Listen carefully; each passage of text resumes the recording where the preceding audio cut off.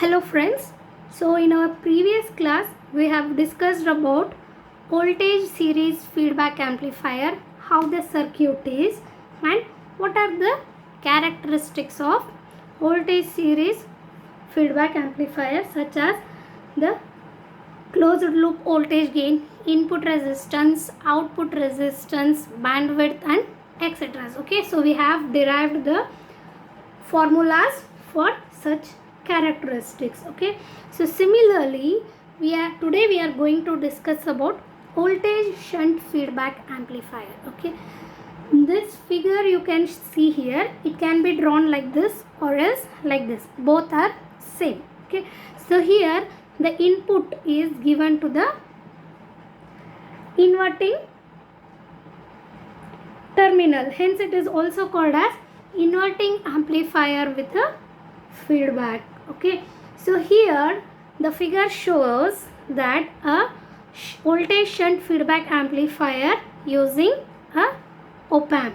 Okay, so the input voltage is connected to inverting terminal, the amplified as well as inverted output signal is applied, it is also applied to again inverting terminal through feedback resistor RF. Okay, so this arrangement forms a negative feedback.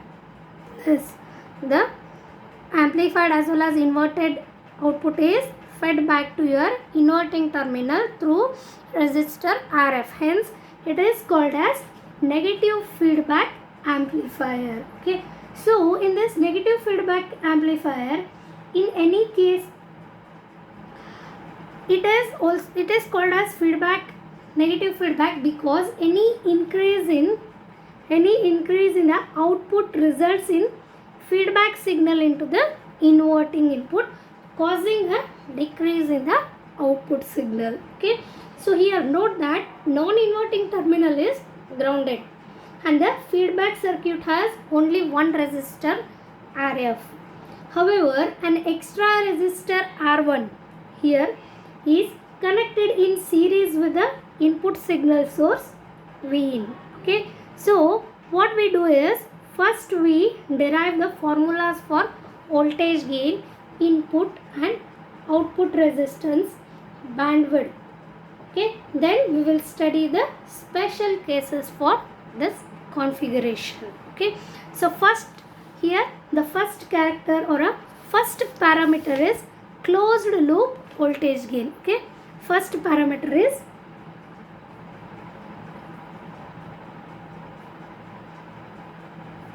closed loop voltage gain. Okay, so the closed loop voltage gain is given as A of F. Okay, so the closed loop voltage gain A of F of voltage shunt feedback amplifier, it can be obtained by writing the Kirchhoff's current equation at the input node V2. Okay, so by applying Kirchhoff's current law at the input V2, we can write the voltage gain, that is I of in, that is input current is equals to I of F plus IB. Okay, I of in is equals to I of F plus I of B. Okay, where I of F is the feedback current, IB is the base current, I of in is the input current. Okay, since Ri is very less, it is Ri means Rin. Okay, Ri is nothing but Rin, it is very much large. The input bias current IB is negligibly small. Okay, for instance, let us say Ri is equals to 2 mega ohm and IB is equals to 0.5 micro ampere for a 741 IC. Okay, hence here what happens, In is almost equals to IF, that is Vin minus V2 divided by R1, that is Vin is the input, here you can see Vin minus V2 divided by R1. is almost equals to V2 minus V0 divided by RF. Okay, say, and we also know that for the voltage gain or just for the gain, it is always V1 minus V2 is equals to V0 by A. Here, since V1 is 0 volt, substituting the value, V2 becomes what? Minus V0 by A, right? V2 becomes minus V0 by A. Okay, substituting this value in above equation. Okay, say this as equation 3. Equation 1. Say this as equation 2. Okay, so now say this as equation 3. Put the value of V2 in equation 2. So what happens is, and rearranging, it will give you V in minus V0 divided by A whole divided by R1, which is equals to minus of V0 divided by A minus V0 whole divided by RF. Okay, so hence the equation becomes, what happens? The equation becomes AF is equal to, as we know, V0 by V in. The above equation can be written as minus A of RF whole divided by R1 plus RF plus A R1. Say this as equation 4. Okay, say this as equation 4. Okay, so the negative sign here, the negative sign in equation 3, this indicates that the input and output signals are out of phase. The input and output signals are out of phase by 180 degree, or they have a opposite polarities. In fact, because of this phase inversion, the configuration in figure here, the configuration in figure is commonly called as inverting amplifier with the feedback. Okay, so because of this phase inversion, it is called as inverting amplifier with feedback. Okay, so here, since the internal gain A of the op-amp is very large, such that AR1 is much less than R1 plus RF, so the above equation, this equation, it becomes, or it can be written as AF is equals to V0 divided by V, which is equals to minus RF by R1. Okay, say this as equation 5.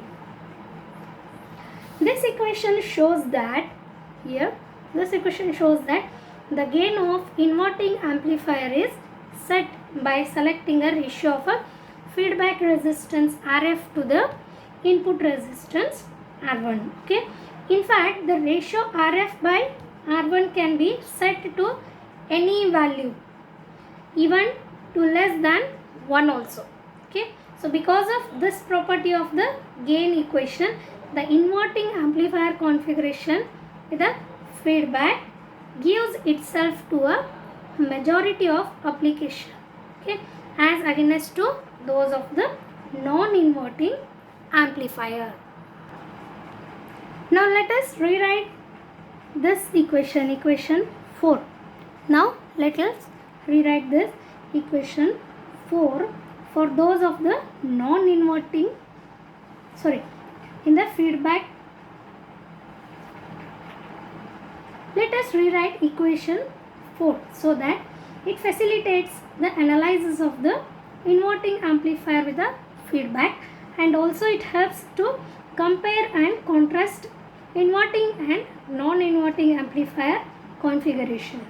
Okay, so in order to rewrite, let us say, or let us begin with we divide this both numerator and denominator equation by R1 plus Rf. Okay, hence the equation becomes AF is equals to minus A Rf divided by R1 plus Rf whole divided by 1 plus A R1 divided by R1 plus Rf. Okay, so if you rewrite this, it becomes minus A of K into 1 plus A B. Okay, where this K is called as voltage attenuation factor. Okay, K is called as voltage attenuation factor and is given as Rf divided by R1 plus Rf. Okay, and this B is called as gain of the feedback circuit. Okay, and is given as Rf divided by R1 plus Rf. Okay, so here you can compare this equation, AF equation, with the basic equation, that is AF is equals to A divided by 1 plus AB. Okay, so where this AF, it is a closed loop gain and A is the open loop voltage gain, and we know B is the gain of the feedback circuit. Okay, so this AB togetherly called as loop gain. Okay, so here you can see the comparison of the above equation. Say this as equation 6 with say this as equation A. Okay, so comparing this equation 6 with equation A, this indicates that in addition to phase inversion, that is negative sign, okay, the closed loop gain of the inverting amplifier is K times the closed loop gain of the non-inverting amplifier, where K is always greater than 1. Okay, so here you can see a block diagram or a one line block diagram of non-inverting amplifier with the feedback. Okay, so here as shown in the figure, the reason for the block diagram is two reasons. Okay, one is to facilitate the analysis of the inverting amplifier and also to express the performance equations in the same form as those for the non-inverting amplifier. Okay, so here in this block diagram, the non-inverting amplifier and the block diagram for non-inverting as well as for the inverting amplifier, it is almost same only, except that here is a K block where non-inverting terminal it is not there. Okay, but the major difference is that a voltage summing junction here, a voltage summing junction is being used as a model for what is actually the current summing here.